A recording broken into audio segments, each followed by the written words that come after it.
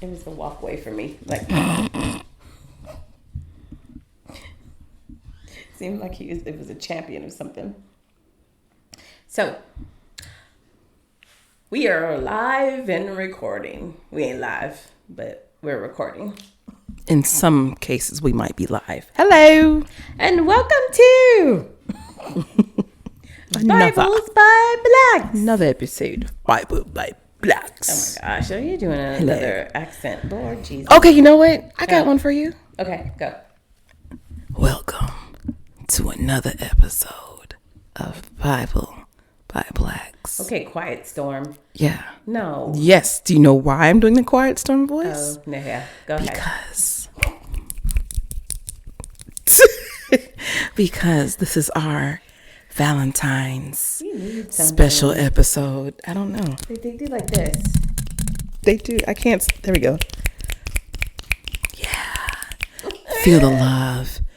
I know you guys can't see us at the moment. You will eventually, but we have a candle burning. We poured ourselves a glass of wine. Sure did. I needed to get through this episode.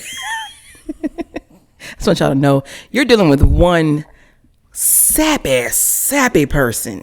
Very sappy. Me. And a non-saptuous person. Absolutely not. Which is funny to me because only one of us is married. Yes. And he loves me the way that I am. And you literally get to experience love every day. I sure do. But it's not just that sappiness is bleh for me. Oh God, it's so. You know what it goes back to? Maybe it's my childhood, my upbringing. I don't know. Maybe. But what it goes back to me is just like how I don't like for people to tell me I did something perfect like that. Perfect. Yes, when people are like, "Oh, perfect." Like at work, like I do something and I send it out and they're like, "Oh my God, that was perfect. Thank you." Why? Does it feel condescending or something? It's fake. That's why I don't like it. So fake when love. people are extra sappy, like, Okay, so let me just hop on this train real quick since we're boarding. Okay. So back in the day, since this is our Valentine's episode, y'all, we're gonna talk about, all kinds of love, but let's just start here. Days when I was young and not a kid anymore, but some days I sit and wish I was a kitty. And ow, the doggone microphone. That used to be the jam back in the day. It did. So back in the day, yes. When you was in school, did you not like the Valentines? Like your class would, distribute and write, "Dear Regina, XOXO, Charlie." Oh, so I'm so mean. So in elementary school, yes, when everyone would give Valentine's Day cards, everybody like, "Oh, I got a Valentine's Day card for such and such and such and such." It for me was a competition.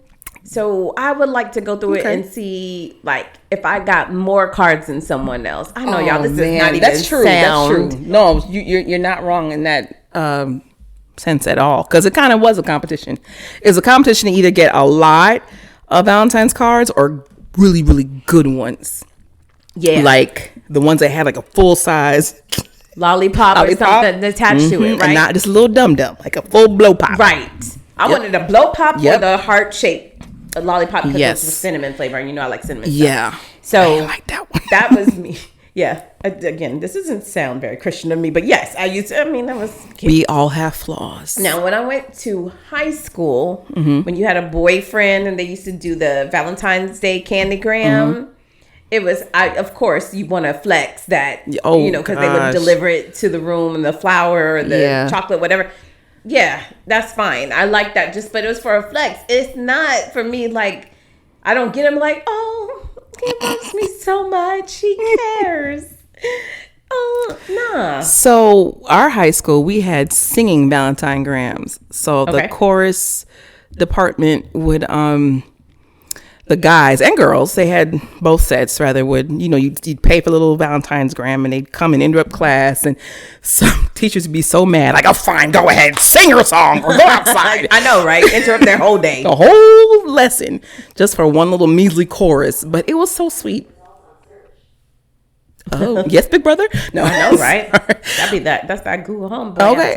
But Yeah, it was sweet. And I got like a few of them. One of them I got was from a guy that had a crush on me. And it said secret admirer. I had to wait like the whole day to figure out who it came from. Wait, so what? He didn't want you to know because he was afraid you wasn't going to like him? Could be. I don't know. So how'd you find out? Somebody just told me. They're like, John. But he never told you? No. I was like, oh, okay. Well, thanks. Listen, if I pay money for a gift, you gonna know it's from me. True. I'm not that type of person. And I feel like they were like either $5 or $10 or $7. Like no more than 10. It was back then. Yeah. Well, when we had high school, they had like tiers. Like it was like so. Then that was the even more shady part, right? When girls would accept their gifts, and when they would go to such and such classroom, you could tell whose boyfriend got the $5 one gift versus the $15 gift. Or you could always tell. This is gonna sound so stem of rose. Man, you get that one little single rose. But you could always tell too. This is so bad. You could always tell who was dating an upperclassman or who didn't go to who was dating somebody who didn't go to the school. No, you're right. That's somebody so older. Because one time, my girl got this big old balloon bouquet that was waiting for her in the front office. And she had to leave it there because she couldn't walk around with like in class. And it was somebody that she was dating from the community college. Oh, I am not naming no names on that one, but well, yeah. So he had a little money. Yeah, a little change, little pocket change. Yeah, a little change. But you know what though? This is why my boo, hey boo, I know you're listening. He hates Valentine's Day because of all this. So yeah, this sap right here is just like. Here's the thing. I don't like when men use that. Oh, well, it's a commercial holiday, so it shouldn't matter. And it's like, yeah. But at the end of the day, women still want to have appreciation shown. And I don't want to hear I can show you appreciation on any other day except for Valentine's Day. Nah. If you can show me it on any other day, guess what? Valentine's Day is any other day. Run me my gift. I just put something at my doorstep. Yeah. Okay? Do that. Drop something in the cash app for a singing telegram. I would love from your husband. Yeah, or anybody. I don't care. No, it need to be from your husband. No. I'm saying not even for just me. Oh. I'm waiting for someone like at the office to show up one day and get a singing telegram, whether it's me or somebody else. I've never seen it in life, so I would love for someone to do that. Okay, that would be cool. That really would be cool. I always thought they were cool. I could do it. You just gonna show up and sing for somebody? Mm-hmm. Oh, okay, all right. What y'all want me to sing? No. I can do breakup singing Valentines. I can do love Valentines. Oh wow! Do people really think send breakup grams? Although we've come. Oh wow! To the end. That's terrible if that ever happened. Man, I would like you could have kept that. Right, save your money. But I just know people do be having divorce parties, so they really do. They can't have a breakup gram. Send you dead roses. What's that Big Sean song? I don't F with you. Dang, you little stupid. I don't with you. Dang, that song was so. I was like, oh, see, you and your feelings. Yeah. You know someone in your feelings and you make one a whole song about him. Yep. And two, you just going in like that. Mm-hmm. Then you know that y'all got it. You had him, girl. You had him sprung. You did. But there's that one. And then the one I was talking about last week, the Keisha Cole, I should have cheated. I would live to see that singing telegram. Someone came in. First of all, let me say, you can't accuse me for something that I don't even know the words like that. I did that you were guilty of something. Yeah. Okay. But all right, we're talking about the good part of the love and all that good stuff. And I just chose. I didn't say chose. I kind of begged for this episode. She did. And I'm trying to keep it together. Because we are literally going back to the Old Testament. Yes. To do this. Not that far back, though. Yeah, not that far back. But, we are in season 3 and we're in the New Testament now. But I specifically reserved this book for this season. Yes, she did. Hallelujah. So, yeah, we're going to talk about Song of Solomon real quick. Now, do you think that he wrote this book and every verse is for the 700 wives? Or do you think this is all dedicated to Bathsheba? Bathsheba was David's wife. Yeah. So if this is the Song of Solomon, is this for the wives, the 300 concubines? Who it is for? Let me tell you right now, like we said in the previous episode, if I'm wife number 46 and I got one stem and my verse is only 3 lines, dang, but number 52's verse is 15 lines, I'm going in. I'm going in. We're going to have a problem that night. Ooh, he was busy Valentine's Day. Listen, don't short me just because you chose to have 700 wives and 300 concubines. And look, if I was his royal, what are those people called? Royal advisor. Uh-huh. If I was Solomon's royal advisor, I'm like, listen, to be fair, you probably need to equally write 10 lines for every verse for each wife. I can't. And then 5 lines for each concubine. I don't think the concubine should get anything. Why you said that last time? They're concubines. Why? You not a concubine? If I was in the back of the day, you don't know. It's called know your role. Okay. Yes. Concubines don't get that. Just like side pieces don't get Valentine's Day. They were more they than get the just day a side after piece. Valentine's Day. Huh? They were more than just a side piece. I'm just saying, it's to me they're in the same category. I know, but they're not though. Well, because they're royal. They just don't have the title to get married. They're titled side pieces. Right. Like, I just ain't no regular side piece. I'm a concubine. Right. They're royal concubine. Child. They ain't no duke concubine. I ain't no Lord of the Land concubine. I'm the king's concubine. Mm-mm. And you know like I said, they had some kids. All right. Okay, so fine. Let's do like this. The concubines got the one stem. The wives got the whole dozen. Or maybe there were tiers. But let's agree. All the concubines get one stem. Okay? Okay. Wives 1 through 500 or 450. 3, whatever. That's so the half. The first half. They'll get the long stem roses. The other side of the wives just get the regular. Because wives 1 through those are what older. I think he did. I think the ones he liked got roses. The other ones got like daisies, carnations. Carnation. Oh, no. I got you. What? Baby's breath. You know what? I would fight. Got a bunch. You gave me a whole bushel or bunch of just baby's breath. And there's some guys out there that think that baby's breath is like an actual flower. See, that's messed up. It's like a garnish of a flower. Like it's like parsley. You're right. You don't give nobody no baby's breath. Okay, see, she's making me hot. So, but yeah, I wonder if that's what he probably did. Ooh. So, you had white roses, red roses, pink roses, yellow roses. Then you have tulips. Okay. And then maybe, like you said, Gerber daisies and carnations. Sunflowers. Somebody got dandelions. That's a whole weed. I'd be mad if I'm wife number 682 and you gave me 5 dandelions. What you think white 700 guys? Man, listen. She got the carnations. I don't know. And baby's do breath. You think that the higher, like we said already, the higher in the number were the younger ones? Yeah. So the younger ones probably wanted more than the older ones. The older ones like, listen, this is Valentine's Day number 50 for me. I don't care. Somebody was like, don't bring me no janky flowers. Where's the jewelry, Solomon? Right. I know you got that gold up in the vault. Run me some melted gold. Some shillings. Just give me the keys and I'll do it myself. Right. So anyway. Okay, so let me read what I have pulled up here about the Song of Solomon. All right. I wish I had some background music playing, something instrument. Y'all should see her face. I need something jazzy, like some Duke Ellington or some John Coltrane. I'm gonna find something while you keep talking. All right. So it says, "Song of Solomon" is a lyric poem written to extol the virtues of love between a husband and his wife. The poem clearly represents marriage as God's design.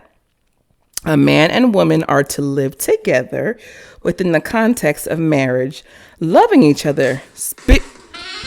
Jesus have mercy!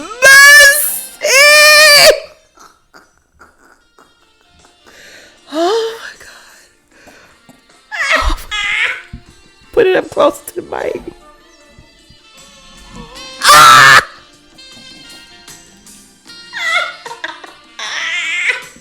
Oh my God. Oh God, and I love that song too. That's the sad part. Okay, that's actually a sad song. So it really is. Okay, some real background. Yeah. Let me go back. Men and women are to live together within the context of marriage, loving each other spiritually, emotionally, and physically. That means you get to do everything once you marry. The book. Why you made that face? No, I'm just. Oh, okay. The book combats two extremes: asceticism, which is the denial of all pleasure, and hedonism, the pursuit of only pleasure. It's basically like love and lust. Okay. Basically. So the book itself is a combination. Yeah. So it's like, ooh, because there's certain lines in the. You wanted okay. You the one that I literally said some jazzy. I don't even know what that is. The skinny cheek. I knew it was. I knew it. Next up is Michael McDonald, I'm sure. But I was gonna say, girl, how you don't know this one? This is called Forever in Love. I don't know the names of any Kenny G songs. I would fail Jeopardy with that. But I just know that. Okay. So I was saying there are certain parts of the book that were they're like, you can tell they're just battling lust. But then they're like, well, it's okay because we're in love. So it doesn't matter. So trust me, I love you, but I'm finna smash. Like. But they're not married. I think they are married. It's a man and wife. So can you lust for you damn right could lust after your husband. Is that a bad thing? It shouldn't be. Okay, that's why I'm confused. Because a lot of people use the term lust as it's a bad thing, right? Okay. That he just enlists over you, not necessarily in love with you or love you. And then I don't like when people do that either. Do they love you or are they in love with you? I don't like that mess either. Right. Listen, he loved me.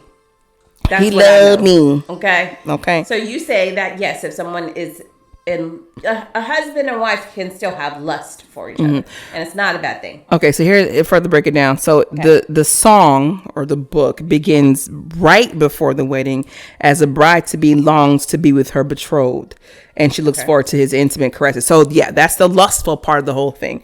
They're engaged in layman's terms, and it's like, oh, I just want to. I can't wait to pounce on you. Like there's a verse here. It actually comes up a couple times. It says, "Do not arouse or awaken love until it so desires." I don't agree with that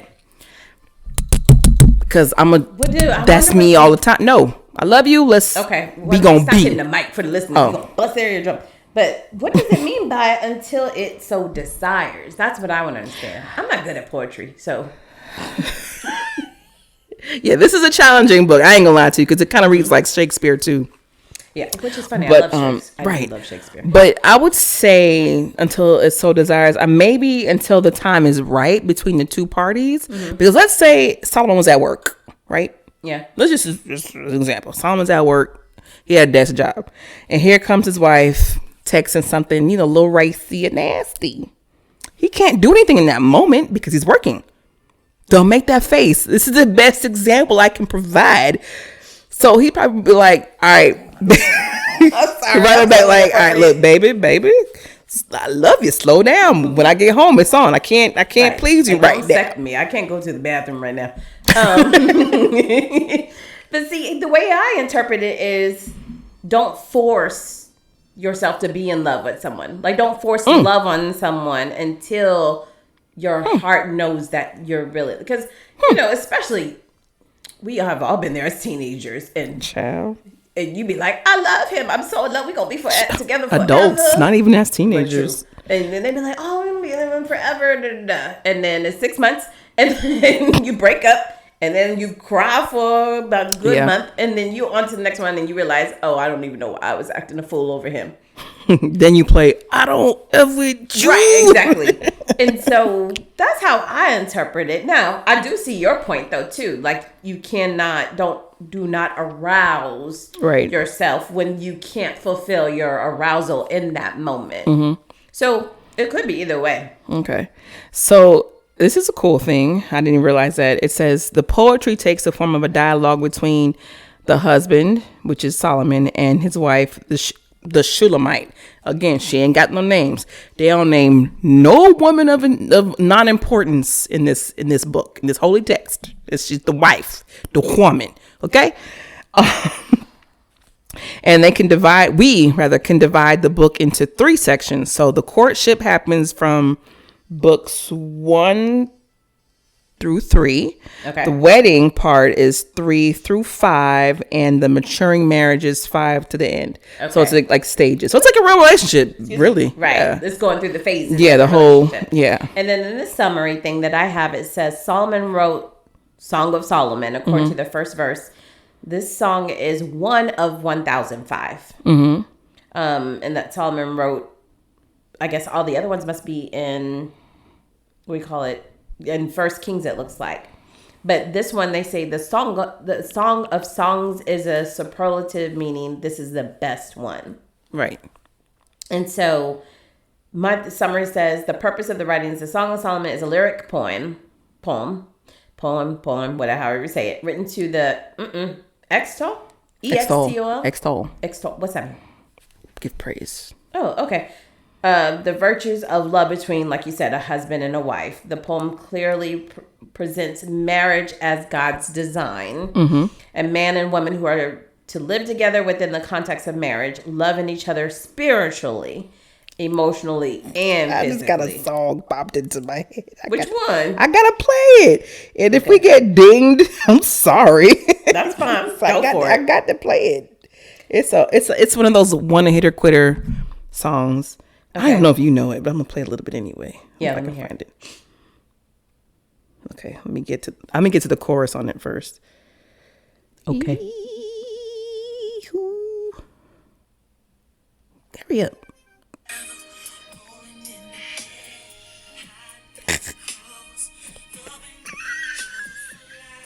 Y'all remember that song? Yeah. Love with you. It's like the Song of Solomon. You know, that song always remind me of why am I drawing a blank? Subway and oh, this little game we play? Yes. That's my song. What's their names though? 702. 702 thing. 702 and Subway. I had no business singing that when I was a teenager. Talk about lust. That's lust. That was a purely lustful song. Are you ready for a real woman to test your manhood at 16, 17? The girl. Boy, I really want to stay and play those silly little games we play. You go hide. Body roll central. I will seek. Let me be the one to make you weak.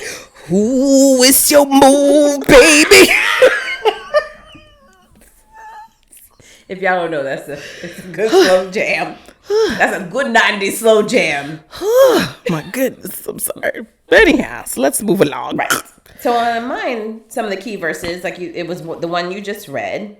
Then the other one is the Song of Solomon 5:1. Eat, O friends, and drink your fill, O lovers. Yeah, I think we must be looking at the same. But we are. Yep. Oh, are we? Okay. Mm-hmm. Eat, O friends, and drink. So that's during the wedding. So if that's in Solomon 5, yeah, that's during the, I guess at the reception, the big party with all the family and friends and the figs and the hog and the oxen and everything but no, I mean, that's cool. I mean, do you want to take this time to talk about your wedding reception at least, maybe? No? Okay. Since you don't like Valentine's Day, talk about a day that you really like. I like Valentine's Day. I like all holidays. It's just, I'm just not a sappy person. Just like me talking about my wedding day. We got married. Boom. There you go. We said I love him. He loved me. It was Game of Thrones theme. We had a wedding, and we moved on, and we did what grown people do after the wedding was over. Hey. That's what we do. Listen, I'm going to take this opportunity to just apologize in advance to my boo or whoever's intended to be. He's sick of me already because, as we all know, I'm extra. And had you been asking me about my reception, I'd be like, oh my God. And just gave you every detail. Yes. I know. Every detail. I know. All my friends that get mad at me, they're like, you're horrible at storytelling when it comes to stuff like that. I am. That's funny. I admit it. She's like a dude. I promise you. Yeah. I told y'all I was tomboy. I don't know. It's okay. It's just, I would be more excited telling you about my dresses and my shoes. Yeah. Like, the design stuff. Yeah. Yes. I loved getting married to my husband. And as you guys know, we had the wedding, but we actually had our real wedding ceremony was in February of 2022, which I'm grateful that we did it because my dad was alive then. So he was able to walk me down the aisle. But because COVID was still kind of new, it was only it's like 5 or 6 people. That's it. And we got married at the Atlanta Botanical Gardens, which is really nice. So which date do y'all go by for the one in February in 2022? Okay. Yeah. That is our actual wedding anniversary. See, if that was me, they both would have been my wedding anniversaries, and he would be sick of me. Yes, I'm sorry. We doing something on both. Opposite. Like, no, do I really want to keep spending all this money every forever? We doing something on both days. But I will say this: I do like going by the, what do they call it? Year one is you give someone. Year 2 you do wood something like that, tin, metals, or I do like going by that type thing. Like this year or whatever it is this year. This is technically our second year. So did you get paper? Or was it the first year? No, I think this one's cotton. I think paper was the first year. Not get no daggone cotton. We gonna skip that one. If you don't give cotton, you make it You're interesting. You're black. We don't. That's like if he really gave me a piece of paper, I would have been mad. The paper was the wrapping paper of the gift. So there you go. I swear. So cotton could be clothes. Somebody bring me a bale of cotton, I would be like, look, you must want to fight. See, you don't put that out there. But for me, yes, I think being in love with the person that, that you really are truly supposed to be with is great. And I think what the Bible is saying, once you're there, it's more than just a physical love. It's more than just an emotional love. When you have that spiritual love, as I say, this spiritual love, and all three of those, look, by all three powers combined, you are married. Right. It's different. It really is. It honestly and truly is. And that's something that I try to teach my children, my girls, like, when they're talking about, they have a boyfriend and all this stuff. And I'm like, okay, great. I understand that. I understand that some of it might be lust. Some of it you may actually love them. But when you really are at the point of past just an emotional attachment or a physical attachment and you have a spiritual attachment as well, that's when you know you're there. Deep. That's deep. When you can literally feel them. Right. Now, heartbeats. I'm trying to understand how Solomon felt that way about 700 wives. How you felt throughout 3. I'm going to throw a little monkey wrench in this whole thing because we have this in the text. Okay. He did not feel that way about all of them women. If he only talked about this one right here. I'm just saying. Solomon, you want to call in to the show? Oh, no, wait. Hello? Because you have spent this entire time talking about this one wife. It doesn't say anything about, well, my next wedding, I'm going to do this. I'm going to love her this way. Or the wife 359, I'm going to love her this way. Right. So this one is specific to that Shunammite woman. Yeah. And I think that he messed up. He has like 5 Shunammite wives and they're like, girl, he's talking about me. Right. Now I'm going to be me. And then another one's like, girl, no, he's not. But whatever, even if there was 10 Shulamites to pick from, this Shulamite was the one that he loved. Wrote about and yes. loved. So she stood out from the 700 child. She did something different. Do you think he honestly had 700 weddings? I don't know. Because I'm wondering if this one, since it's specifically about the wedding, if this was the one, you know what I mean? And everybody else, he was like, all right, you can be my wife. Just sign here. Right. Sign your name across my. I want you to be my baby. They played it every time he had a new work. Oh my gosh. So anyway, it goes into. Oh, that was funny. Oh my gosh. So it says the Shulamite has a dream in which she loses Solomon and searches throughout the city for him. With the help of the city guard, she finds her beloved and clings to him, taking him to a safe place. Aww. Upon waking, she repeats her injunction not to force love. Okay. So what are we saying here? I'm not sure what that's it. I mean, let me back up then. Maybe I shouldn't have skipped the first part. So the song begins before the wedding as the bride-to-be longs to be with her betrothed. She lusting. And she looks forward to his intimate caresses. Girl, keep it real. You know what you're looking forward to. She said that. Them sweatpants. That is great.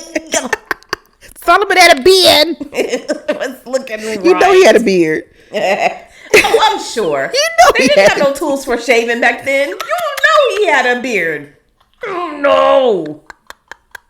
It was good and olive oiled up, girl. He was standing down that aisle looking nice. Anyways, however, she advises letting love develop naturally in its own time. The king praises the Shulamite's beauty, overcoming her feelings of insecurity about her appearance. So, and then it goes into about her having a dream that she loses him. So, if it's saying upon awaking, she repeats her injunction not to force love. So I'm guessing maybe in her dream, because she forced love, that he went missing. You know what I mean? Let me see if I can find the dream part. Yeah. Because that's what I can get out of this is that maybe, in other words, when they're saying forced love, don't smother. Right. Is what I'm getting out of that. Like they don't, like she said, okay, I'm not going to smother him because I know he loves me and I know he loves me physically, emotionally, and spiritually. Well, that's a good point because I think sappy people, myself, can tend to get overly clingy sometimes because you're just so excited about your lover. You kind of just want to be up under their skin a lot. Yeah. And you have to give yourself and your person some space, if you will. True. Not bad space, but you're doing this, I'm doing that. I still love you, but I'm over here, you over there. Right.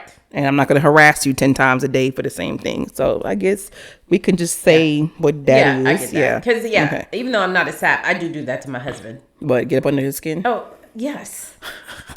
I smother him sometimes, like she said not to do. But I do it just to be fun because he knows I'm not a sappy person. But I'll be like if we're sitting on the couch, I'll be like, oh, I want to lay on you. Like if we're watching a movie and I'll just spread myself on him and lay and watch the movie. I'm like, sorry. I'm just going to lay. I do it. Right. But no, it's not even the lay like I'm just laying my head on his chest. Or you lay. I'll you lay occupy. On top of him like a blanket. Like I said, he loves me. That's how I'm saying. When you know someone loves you, because he lets me irritate him. That's true. That is so he true. He allows it. That's true. That's because love. I think he likes it a little bit too, because we're just weird that way. But if he's laying down, I'm like, all right, you lay down. I'm gonna literally like a starfish. Lay on top of him like a blanket, and I'll be like, all right, smothered. How? I do that, and then sometimes if he'll crack up because he knows me, that he can tell that, like yesterday, he knew I was sleepy. He called and I would say something. He was like, you sleepy, get off the phone. But when it's bedtime, if I'm that sleepy, sometimes it's hard for me to go to sleep. And I'll be like, all right, I have to come and let you hold me till I can go to sleep. Because I can get so to the point where I'm so exhaustedly tired. Yeah. And I'm like, my mind is racing. I'm like, I can't get to sleep. So I'm like, I'm gonna come to your side of the bed. Comfort. And I just be like, move over. I'm coming to your side of the bed. You gonna cuddle me for a minute. And then I'll fall asleep. But then he'll be like, but you go to sleep and then now you gotta wake up in the middle of the night and go back to your space. I'm like, don't worry about that. Because then I'll go right back to sleep because I'm good. So that's the one place I'm not that cuddly is the bed. It's the bed. Because I get hot really fast at night. Yeah, that's how he is. So like, I'm hot. I don't even say it. I'm just like... So like we could start off, good night, babe, cuddling. And within 20 minutes, I'm gone. I'm on the edge of the bed. So yeah, he picks on me because he's like, you don't never like home. I'm like, I'm hot. Like... And like he goes to work super early because of his occupation. So by the time he wakes up, I'm just telling y'all all my business. But I don't care. We grown. So by the time he wakes up, I am literally on the edge of the bed because I can't sleep underneath. I don't care if it's my mama. I can't sleep under somebody like that the whole night. It's weird to me. It's like I don't move a whole lot like a restless toddler. Yeah. But I just like freedom. I like being bound. Oh, see, I'm a very selfish sleeper. I sleep dead smack in the middle of the bed. Like it don't matter. I will push you to the edge. I'm in the middle of the bed. So I'm trying to think. I don't think I sleep like that. If I'm by myself, maybe, but I think we probably do start off in the middle. But I'm the one that bolts and goes to the edge. But I think it's cute though that he wants to cuddle. Yeah, I'm sorry. Because someone's so sappy. How come you don't like that? It's hot. And then it's funny too. He knows that I don't need all of that. Sleep with no sheets and stuff on. We're getting into different parts of life here, but okay. Well, I'm just saying if it's that hot, take it off. I mean, but he knows not to like grab me. He said one time I didn't budge. She was like, I believe you. No, Lord. So, yeah, my bad. No. He be like, yeah. Matt be fed up with me because I do it. I'm like, I don't care you're hot. I need to get comfortable to go to sleep. And that's not in the Book of Solomon. Yes, it is. It says right there, thou shalt cuddle thy wife until she's comfortable. And then she may leaveth and go back to her sideth of the beddeth. That is exactly what it says. The beddeth. Of the beddeth. The marital bed. So I think it's interesting that it goes into after that. It says, on the wedding night, the husband again praises the beauty of his wife. And highly symbolic language, the wife invites her spouse to partake of all she has to offer. That's what I'm talking about. They make love, and God blesses their union. Mercy. Okay?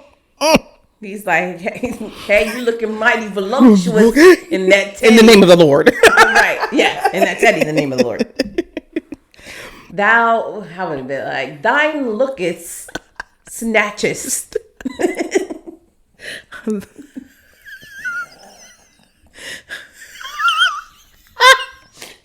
Stop it. Oh gosh. Okay. I'm sorry. But that's they had, like, back then they like put the rose petals on the bed and all that stuff. Probably. Yeah. Okay. So Solomon was very wise. He's the wisest king. That's what God bless him with, was godly wisdom to use in every situation. So that situation even comes down to intercourse, love, and all that stuff. Maybe that's why he has 700 wives.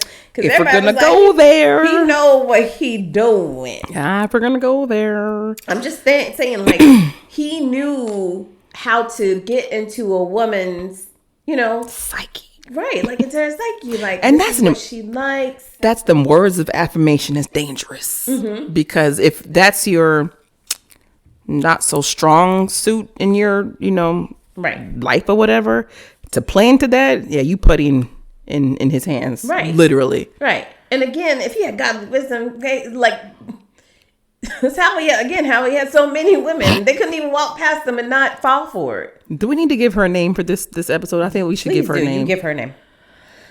Gianna. Okay. I like Gigi. Gigi for short. Yeah. Okay. Gianna and Solomon. That sounds nice. That does sound nice.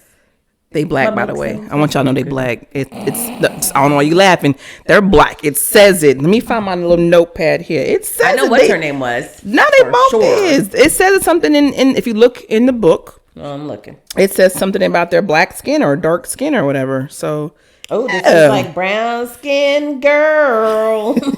Or it was like India Ari's brown skin. Ooh, that's what it was. I love your brown. Let me play that. I ain't heard that in a minute. That used to be my. I don't know where you're. Oh my gosh! I'm telling myself that used to be my song with my ex way back in the day. And I'm talking about collegiate days. Oh Lord! Because this song came out in like 2002 or something. But you're probably right. Like, I'm pretty sure. I'm sure he, catered to all of her attributions. Ow. Ow. Come on, India. You know I love your brown skin. Brown biggest. I can tell it by. That's it. Because again, we're not paying for these.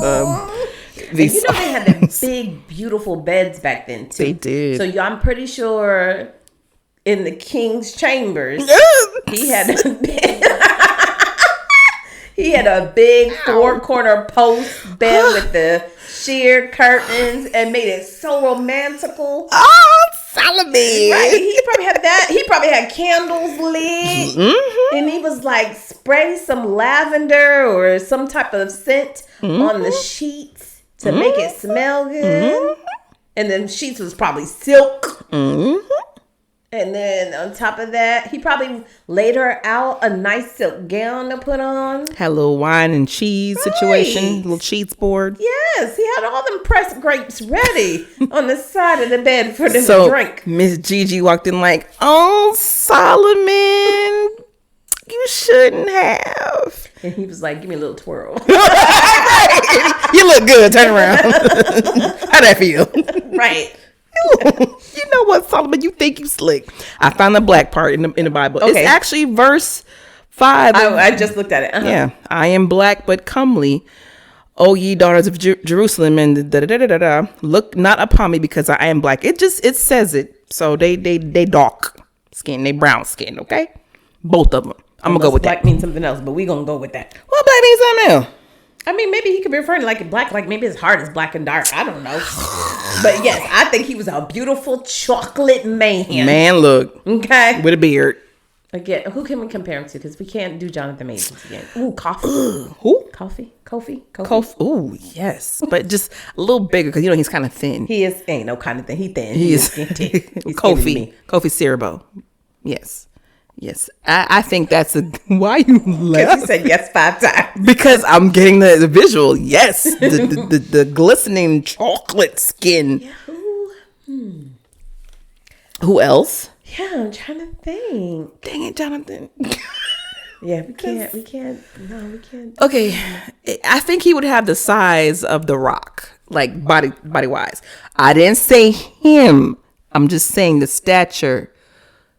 Because The Rock is huge. Yeah, like he's massive. In my mind, I don't think Solomon is big like that. I feel like he's big and bulky and muscular. Them big, thick necks. I don't need no neck that's the size of a whole pig's butt. No, I'm just saying. It's what? Thick. Did you say? Look at The Rock's neck. His I neck don't want thick. to. I'm good. Okay, You said pig's butt. I'm good. I'm so sorry. All right, I have a good one. He's fairly new-ish. About Coleman Domingo. He's too old. You don't think Solomon was old? Well, probably by the wife number 700 he was. But I don't think this is wife number 700. Okay, so, Idris? Maybe Idris. I would say Idris built. Okay. But not Idris' face. Well, no. We running out of people. Oh, no. I got it. Oh, I'm sorry. I know I scared you. Yeah. Method Man. Oh! That's it. Yes. Yep. Okay. Right built. Okay. Right age. Hello. Right age. Right age.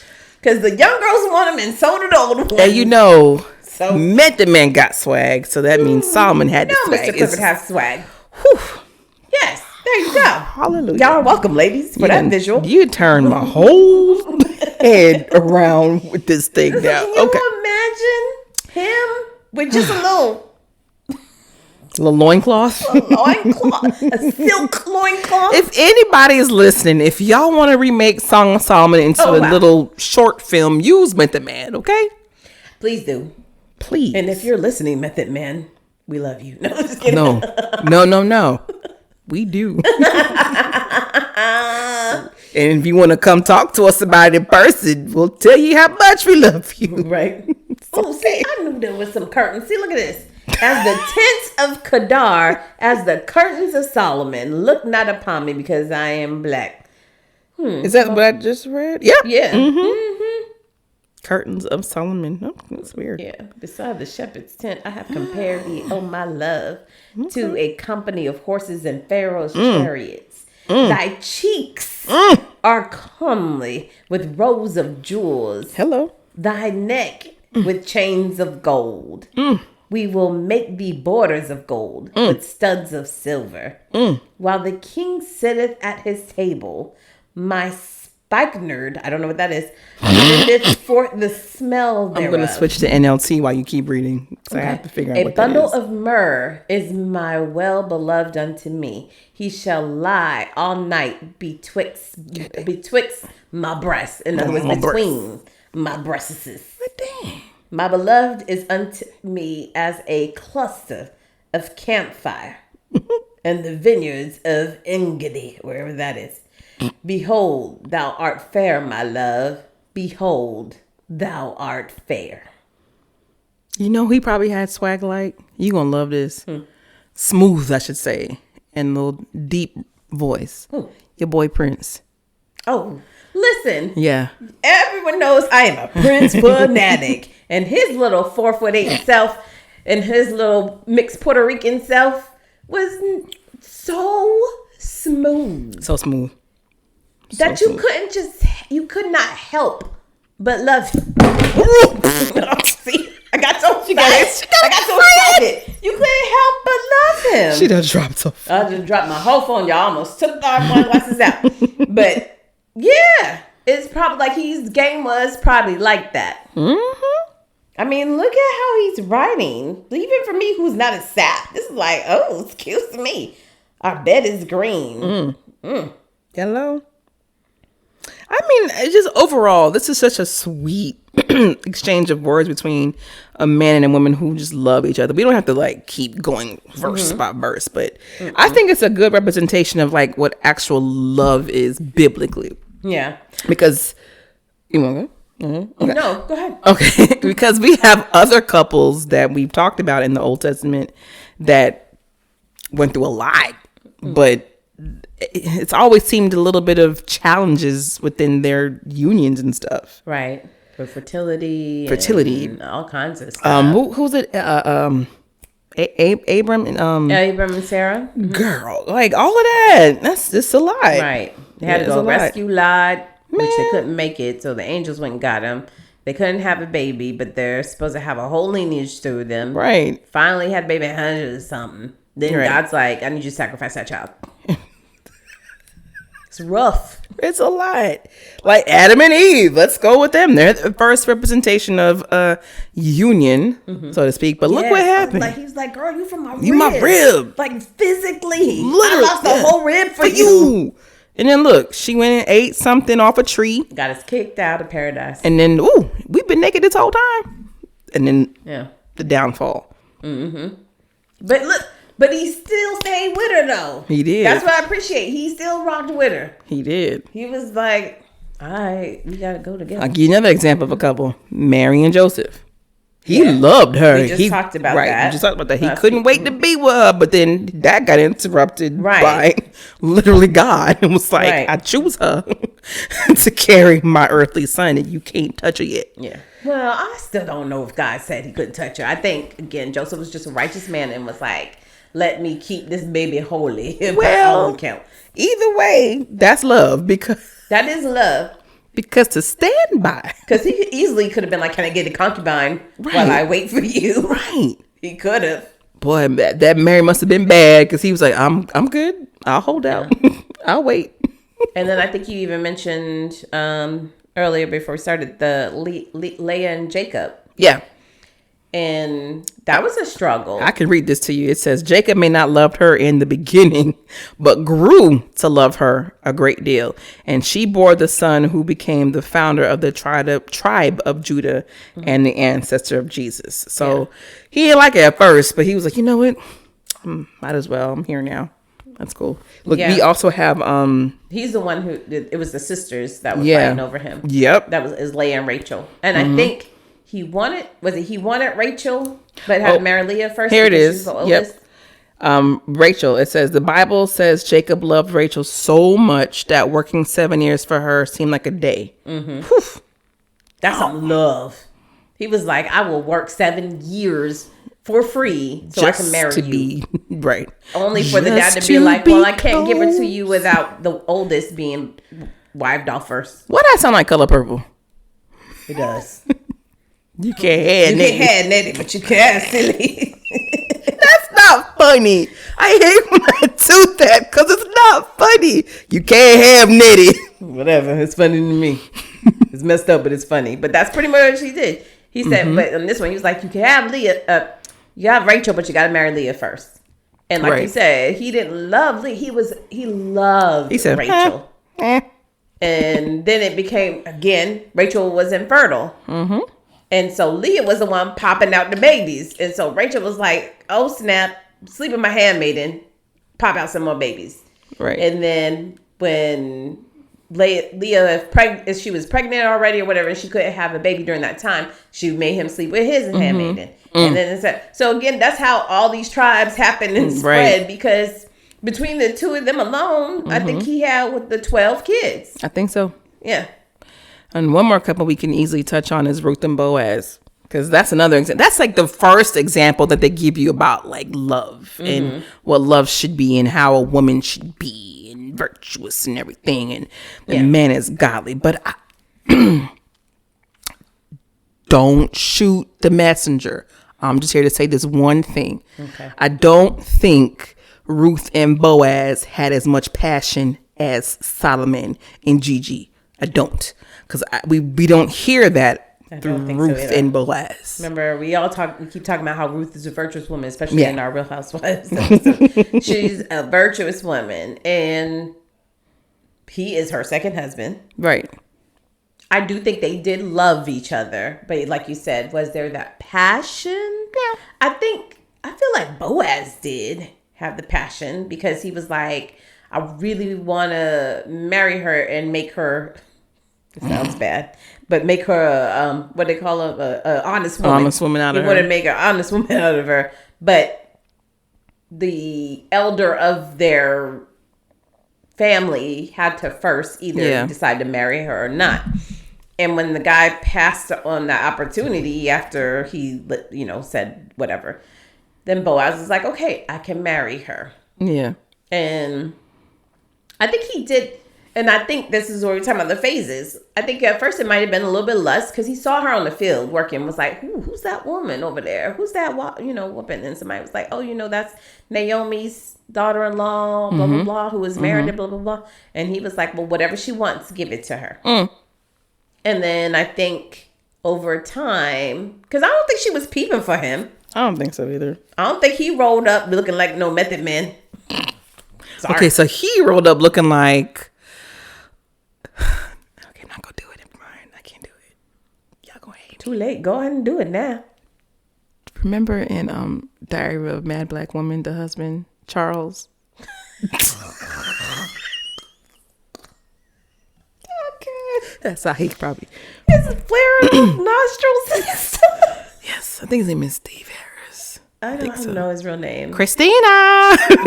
Christina's gone. He was in The Practice. He was in a bunch of stuff. Yeah. Yeah. I think his name is Steve Harris, but that's probably what he looked like. Yeah. So I don't think she was peeping for him. Nah. I'm not saying the man is ugly. I'm just saying he's just regular. It's just, he just kind of walked past. He ain't met the man. Right. That's it. And so she probably, again, just wasn't really checking for him. She was doing her job. And it wasn't until her mother-in-law was like, oh, I think he's found favor in you. And you need to recognize that. And I think the more time she spent with him, she realized that this was love. Like, yeah, it was love. And they grew and they something had that she needed. Yes. Yeah. I think that's what happened. But Mr. Solomon, Mr. Wisdom himself, knew what he was doing every single time. Can you imagine waking up to that every day? That kind of just see fire. You would love that. I would be annoyed after a certain time. And there are women out there like that don't care for. I mean, yeah, you're an example. Yeah, but right here. like first dates. You know how people say you don't have to do all that for a woman on the first date. I actually agree with that. But I don't mind on a second, third, fifth date if you come up with roses and do all that fancy stuff. I don't mind at all. I mean, don't get me wrong. Impress me. I like to be impressed. But I just don't. Again, at some point when you're just like falling over somebody all day. Like I said earlier in the beginning of the episode, I don't like when people say, oh, you did that. It's perfect. To me, it just sounds fake. Yeah. After a point to me. Now, and that could, again, be part of the problem. That might be some childhood trauma that I may need to focus on and fix. But at 40-some years old, that's how I see it. Because even with my husband, I'd be like, how I look? He was like, oh, you look beautiful like always. I'm like, you lying to me. And I have to go to my kids and be like, what does this look like? Because he's playing. Don't have me going out the house looking crazy because you got blinders on. Well, I think that's just men in general because... No, it's the truth. Because, like, you be like, man, my hair look, it don't look right. It looks fine. No, it don't. Like this, something is not right here. So. But that's what I'm saying. Say it looks fine or all right. Don't be like, oh, you look beautiful like always. Man, go ahead on. You be like, you're supposed to be like, oh, thank you, babe. And then tell me the truth. Again, I just be like, go ahead on. Now you being funny, or and I'll be like, you just saying that because you love me. You got love blinders. If I gook all in my eye and it was jacked up, he wouldn't care. So you said you could not deal with Solomon all day, every day like that. That fiery, passionate type of love. I got a life to live. Not as King Solomon's wife, you don't. I still gotta birth some babies. Tell my handmaidens what to do. Don't know. Bring it here. Hey, Solomon. Like, yes. See, that's a wife. That's the life of a concubine. You just said shut up. But if I'm Michelle to a Barack, I got stuff to do as first lady. That's a good example of love. I can't be. Yeah, but they're both busy. They're both powerful. They're a power couple. Yeah. So the way he looks at her, I'm like, oh, he loves her so much. Yeah. Who else out there like that? Okay, what about Jay-Z and Beyonce? Because I'm just throwing people out there. No, don't. Sorry, what? No, let's not bring that one up. You don't want to get canceled? No, I ain't bringing up Becky with the good hair. We're not doing that because they have some issues. All right. I can't think of anybody else talking about like that. Now, absolutely, but I don't think it's always been. Oh, absolutely not. So no. Okay, well, we're not going to touch on. I think Barack and Michelle. All right. Ooh-wee. But if you could find a couple that represents Solomon and Queen Gigi in present day, who would it be? I just told you, Barack and Michelle. No, they don't have that kind of passion for each other. I think they do. I don't think it's like that. I don't think they lust for each other like that. I think they do. I just don't think they. Have you ever seen Southside with You? That movie about their love life. It was it's a good movie, but it was it's very sweet. And also, I don't want to say boring. I think they just had like a real standard type romance. He was doing his thing in law school, and so was she. It's just I heard all about it. Right. But I don't see passion in all that. I mean, you know what? Take it back. We're not gonna see the passion. They're not on display like that. Right. That's at the house. Exactly. So I got one. Okay. Y'all gonna hate me. Oh. Well, it was Blueface and Krishan. Oh no. See, and that's lust. That is, to me, that's not passion. That's absolutely lust and crazy. That's y'all had. Ooh, I was getting so tired of hearing about that. No, I really was. No, for real. Stop bringing them up. For real. She needs help, and so does he. Yeah, they're a little off. Sorry. As a Christian, I'm saying it out of love. They do need, like, she really needed to get away from him. He needed to get from her. They were extremely toxic. That was toxic. That really was. That's not passion. That is toxicity. Toxicity, yeah. Who do I honestly think that loves their partner like that? Oh, okay. Wait. No, get it out. Get it out. Because you can't. I'll wait. Go ahead. Please get it out. Because I think I have a good example. I promise y'all I'm not trying to be mean or shady. But there's a couple that I feel are like that. But it's more one-sided. I hope we're on the same page. Go ahead. Will and Jada. Oh, that was where I was going. But that's definitely one-sided. I think Will loves Jada. Like, loves that woman. You know what I mean? Mm-hmm. Like, I think, like we were saying, emotionally, physically, and spiritually, I think he does have that love for her. Mm-hmm. Honestly. Mm-hmm. So, I just want you to know really fast. I Googled just a quick search on black celebrity couples, and they listed Will Smith and Jada, but they put a question mark behind it. See, that's shady. That's shady. The couple I was going to mention was Ciara and Russell Wilson. Oh, yeah. I think that's a good Solomon and Queen you know balance. Who else? Denzel and Paula or Pauletta? What's her name? It's Pauletta. Oh, okay. Yeah. Okay. Yeah. Okay. Pauletta. Mm-hmm. Yeah, they love each other, and I think theirs is at that stage. Yeah, they do. I think they're sweet. Yeah, and then their son, he's kind of handsome too. His son is fine.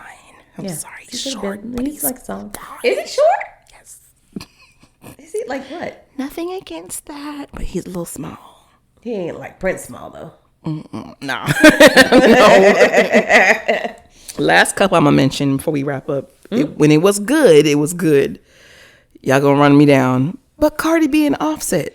Yeah, they did love each other. I think they did, and I think they had passion. I don't think this was toxic. Did. He just was. He's older now, but I think he's immature. They're immature and young, but I think they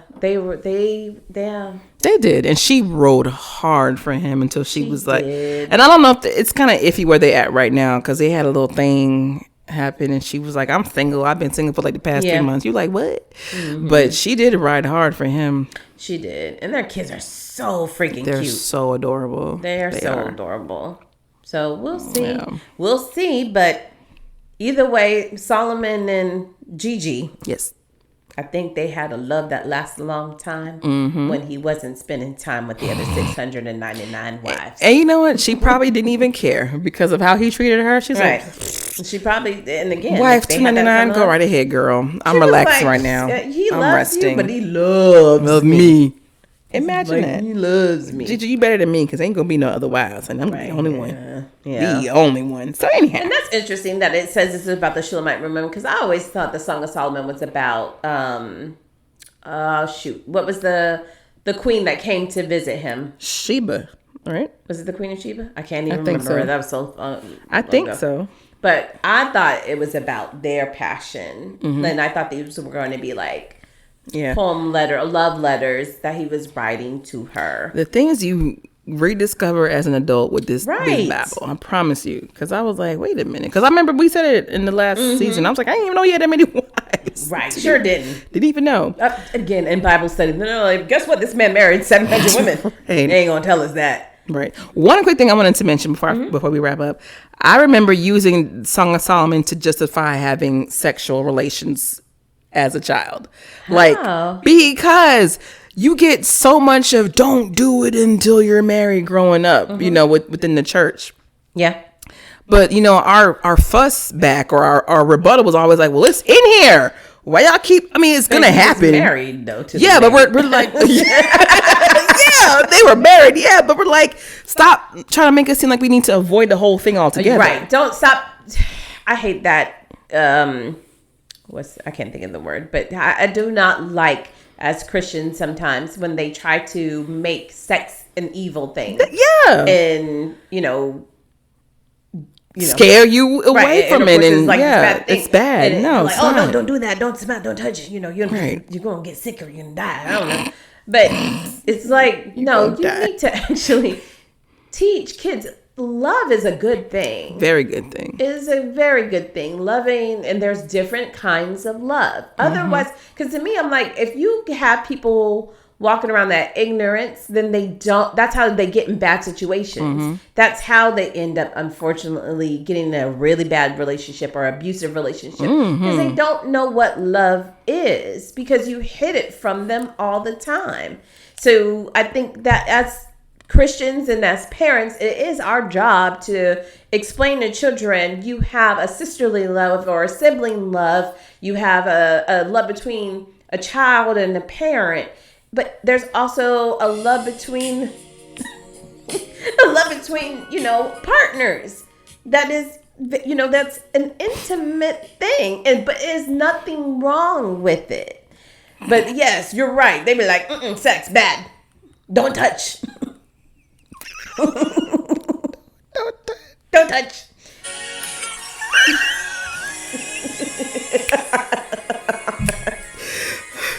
I want you to show me. And that's it. Because again, we're not paying for none of these right. songs. It's only 5 seconds, people. 5 seconds. That's all you get. Okay.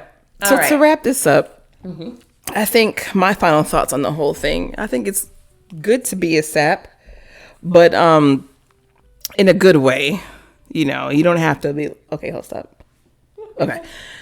It's a good thing to be a sap. Okay, it's not bad. It's not bad at all.